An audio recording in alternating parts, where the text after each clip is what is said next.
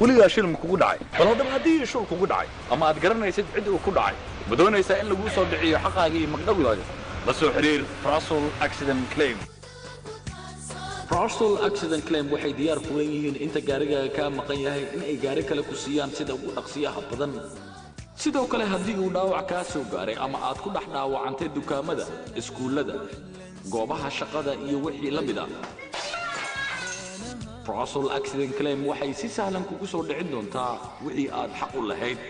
Russell Accident Claims waxa ay ku shaqaysaa no win no fee.